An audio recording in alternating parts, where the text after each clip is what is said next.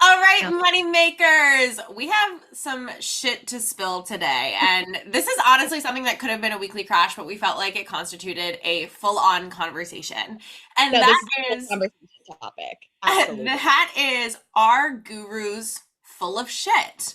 And I think y'all know my opinion on this because I've talked about it many times. We are so excited to have Jessica Pata with here today. And Woo Jess, woo. oh, woo, woo.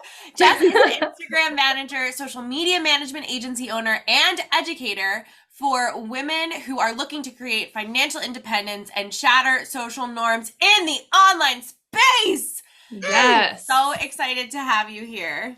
Happy to be here, friend. We're also just low-key in love with you. We are. We are. We Well, have the feeling's mutual, so clearly you know full that. opportunity to connect with Jess for like what? It was like 6 months ago now. It's 7 months. It's been a minute, long yeah. time. And I mean, you and I were talking for a really long time even before Yeah. that. And I just knew that she was riding the same wave as we were. And then she dropped this reel the other day. Oh my gosh. Okay. And Chloe, it's important to note that this like I opened my DMs and Chloe was like, you need to watch this right fucking now. I'm not kidding, Jessica. Like this, oh my gosh, this reel fired me up because I literally said, this reel is exactly how I feel. And it's honestly proof that don't be afraid to like say some stuff. Like if you have not even like a controversial or hot button topic opinion, like if you have something in your heart to say, fucking say it, because you never know who it's going to touch. And look at this. You posted that like 2 days ago and look at us. Right. No, I hear you. Make it spicy. Yeah, I sent it and I was like, this is exactly how I feel about quote unquote social media experts. So, of course, let's talk about the reel that sparked this whole conversation in the first place. So, you said in your reel, you popped off on social media experts and you kind of the overall reel, the theme of it was, is there a social media expert? What exactly does that mean? And really, what should it be and how to find one?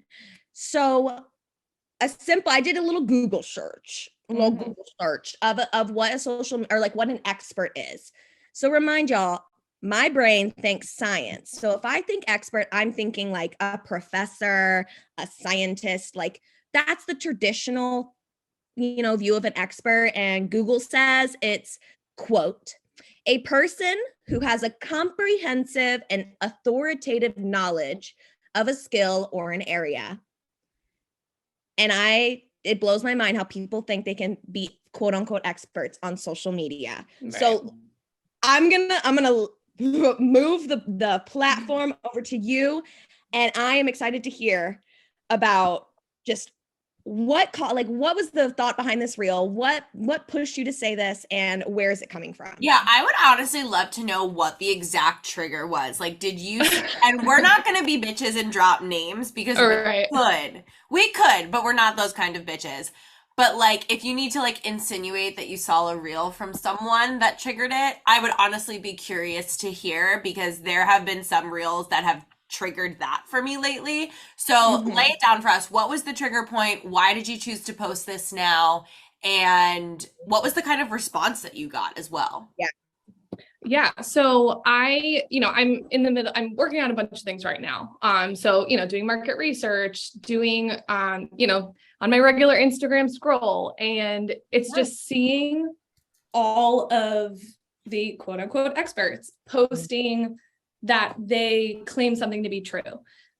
Different, higher brow experts or gurus, air quotes, because you can't see it, going on with content creation, market research, and my normal Instagram scroll. There's a couple accounts, that I see regularly that I'm like, oh, that's a good tip. Let me, implement that into my strategy. But then I see someone else and it's, either totally different or they're just repeating that other expert. Yeah.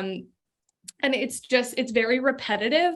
And then it's almost, you don't know, how do you pick someone? How do you choose who you want to believe? Is it, someone who has X amount of followers? Is it someone who, you've tested out and tried? And then I'm thinking of someone new to the online space.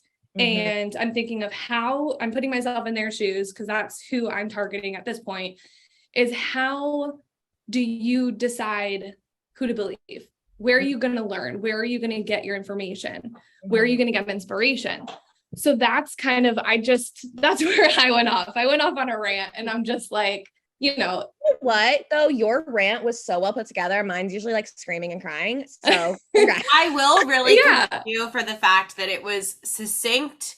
You didn't call anybody out. You were just like, here's what I feel the definition is. Here's the bullshit I've been seeing. And then here's why I think that this bullshit does not constitute someone being an expert.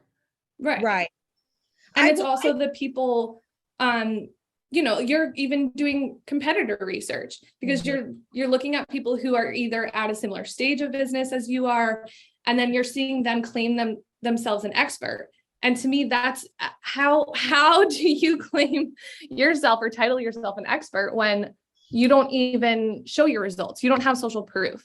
How do you know that you're an expert? I don't like that word. I don't believe in that word. Yeah, I think the word is, so this is the hard part about being in a business where I feel like online business is just its own game. Like what we do is its own special niche, and it's a bubble. It's absolutely a bubble. And I feel like sometimes we try to break out of our bubble and pull language from like corporate business almost that just doesn't fit. And I think that this is one of those like terms that I just don't think fits in our space. So in your reel, you defined like what you think an expert as.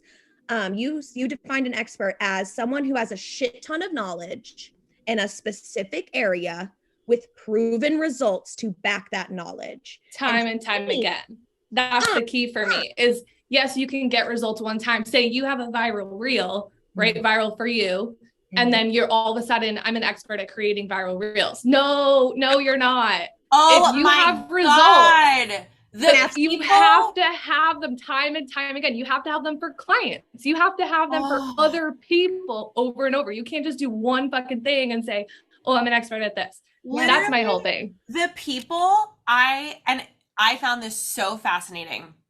The people, and this will be a subtweet, and you might know who I'm talking about, but, and actually there were people that I saw change their name line to Reels Expert within a week of Reels dropping.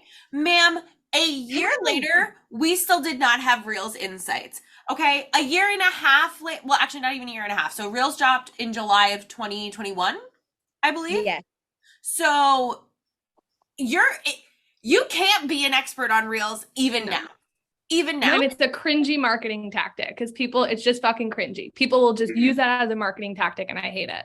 Yeah, it's just like I said, it's a term that I just don't think like really fulfills what, and you just can't. I believe you cannot be an expert on social media on something that's constantly changing. Right. But I would love to get into, because here's the thing, we can call ourselves experts if you're going to say I'm an expert in a specific niche area. So I would love to break down like what you defined as an expert and kind of really dig in deep to see like, do we think that it's even possible to call yourself an expert on social media? And then, sound good, guys? If we come to the conclusion that you can, I would love for us to roundtable one person that you actually consider an expert. Yeah, I would. All right. And that considers himself. Yeah. So, okay. So let's break it down. So again, you defined an expert as those who have a shit ton of knowledge in a specific area. So let's talk about this knowledge. Again, I am coming from a background of education, science, blah, blah, blah, blah. When I think of knowledge, I think you have to have a piece of paper to prove it. When I think of knowledge, I think of, like, how are you getting this? Like, what constitutes this knowledge? And so I'd love to turn it over to you guys and ask you what exactly constitutes knowledge in our space. Is it number of years in the field? Is it going and taking everybody's, courses? Is it having a huge client roster with years of experience? What just Tell me what knowledge is, please. I would love to start this off with piggybacking on something that Jess already said, which is I don't think it's number of years in the space. I really don't. I think it is getting results for yourself, being able to repeat those results for yourself and your clients. And then if you choose to go into education, being able to support your clients in replicating those results with the understanding that it is not a one-size-fits-all solution, and that the keys to my success, even if I'm teaching you what I'm doing, are going to look different for you because you need to amend the keys to my success to make your own. Because if you copy and paste what I do, it's not going to work for you because you might work with different people. You work differently than I do. Maybe, you know, there are things in your brain where you're literally wired differently than I am. And I also think there's one more aspect of that, which is acknowledging all of those things, that people are different, that people learn differently, that success looks different on everyone. And I think that those things not only make you an expert, but make you a good leader in the space. Right. No, I agree with that. Absolutely. And how you mentioned about education, Chloe, and your background, I come from the opposite of that. I don't have a college degree. I dropped out of college. I had a plan. I had goals. I dropped out of school because I could not learn in that environment. I couldn't do it. And then I just went off on my own. So my knowledge comes from real life experience and trial and error, failures, and just never accepting that I couldn't do something I wanted to do. So that's the background of my experience. But so I don't agree that it's number of years in the field. I don't think you have to have a certain level of education. I think it's straight up consistent results and, social proof. If you're working with someone and they telling you that you're making a difference in their life or their business, if they're telling you, I've been talking to you for X amount of time and you are making more of a difference in my life than other people that I've been interviewing or talking to or connecting with, that is proof that you are making a difference, that you're knowledgeable in whatever you're talking about or sharing, and that you can show results. I think in some areas numbers, obviously are important, but that's where, that consistency comes from. I think that's where that expertise comes into play. I love that. I'm sorry. Sorry, frog in my throat. I love that. Chloe, right before we recorded, Chloe said she quote unquote waterboarded herself last night. So if her voice is a little shaky, that's why. I'll explain, guys. I'll explain it. If you hear this and you want to know, DM. Yes, I make money, and then that I will come on and I will explain how I waterboarded myself. But good Lord. No, I'm curious because so Emma, you just said, Reels dropped and a week later, people are saying that they're Reels experts. So my question is how long, or is there a period of time or a certain amount of steps and boxes you have to check in order to actually have the knowledge? I don't think it's time. I think Reels experts, I do feel like there are Reels experts. I think that there are people who have tested different things with Reels and have had continued success with them and understand the Reels algorithm and have taught that to a lot of people. And I think the biggest thing is that those experts need to publicly acknowledge the fact that things are always changing and that there is always going to be more to learn. Do you think though that kind of language, would damage their business? What do you guys think? I personally think I would trust them more. If you are transparent about those things and you acknowledge those things, I think that makes you a better industry leader and expert. Yeah. If you have proof to back what you're saying, to back. Right. So this, might be a little controversial, but Fauci, for example, and the progression of COVID. right? Like shit that he said at the beginning, he has now come out and said that might not have been right, or things have changed and that's why this changes. I honestly think that science and social media, like those principles are actually interchangeable. That, you know, science is constantly changing. Social media is constantly changing. So you can be a scientist and be an expert on COVID, for example, right? I actually think I'm going to run with this because I actually think that COVID is the perfect example, right? COVID and Reels, how they are the same thing. Ready? Okay. COVID happens. Fauci's like, boom, boom, boom, boom, boom. Okay. Shit evolves. New updates come out and they're new variants, right? And then Fauci, you know, studied those and was like, okay, now the things that we said before might not be true. Here are new things we need to acknowledge. It's just like Instagram updates. Am I crazy?